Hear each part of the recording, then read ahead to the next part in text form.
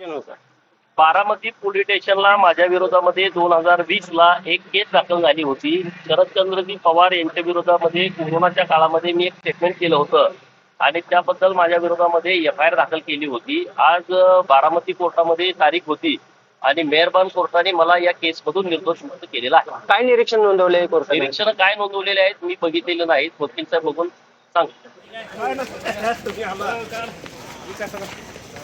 मध्ये फायटिंग कोणावर होती आलो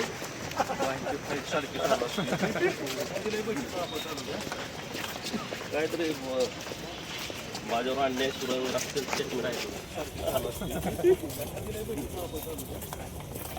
काहीतरी माझ्यावर अन्याय अन्वये भारतीय दंडविधान कलम 505 नुसार याच्यातील फिर्यादी अमर धुमाळ यांनी एक केस दाखल केलेली होती.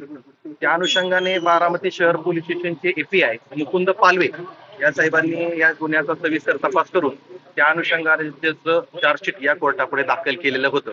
चार्जशीट दाखल झाल्यानंतर मे कोर्टाने या कामी एकूण 4 साक्षीदार तपासल्यानंतर आज रोजी या कामी कोर्टाने पडळकर साहेबांचं स्टेटमेंट रेकॉर्ड करून त्या कामी दाखल असलेल्या गुन्ह्याच्या अनुषंगाने व झालेला पुरावा या अनुषंगाने सर्व पार्श्वभूमी पाहता कोर्टाने आज रोजी गोपीचंद कुंडलिक पडळकर साहेबांची या केसमधून निर्दोष मुक्तता केलेली आहे.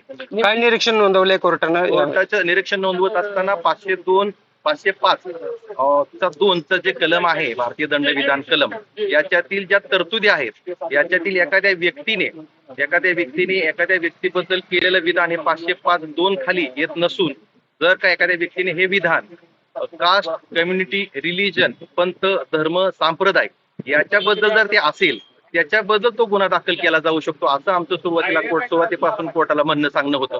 त्या अनुषंगाने तपासी अधिकारी यांनाही आम्ही त्यांना तसंच प्रश्न विचारलेले होते. तपासी अधिकाऱ्यांनी पण त्याच्यामध्ये त्यांच्या साक्षीमध्ये अशा पद्धतीने सांगितलं होतं की पडळकर साहेबांनी जे काही विधान केलेलं होतं त्या विधानाच्या अनुषंगाने कुठल्याही प्रकारची दंगल किंवा दोन धर्मांमध्ये जातीपंथामध्ये कुठल्याही प्रकारची या ठिकाणी अराजकता निर्माण झालेली नव्हती.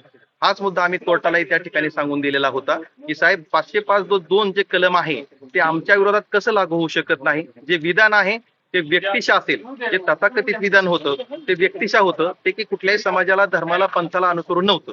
या अनुषंगाने आमचा आर्ग्युमेंटचा पार्ट होता. त्या अनुषंगाने कोर्टाने आमची बाजू समजून घेऊन झालेला साक्षी पुरावा समजून घेऊन पडळकर साहेबांच्या आज रोजी या केस कामातून निर्दोष मुक्तता केलेली आहे.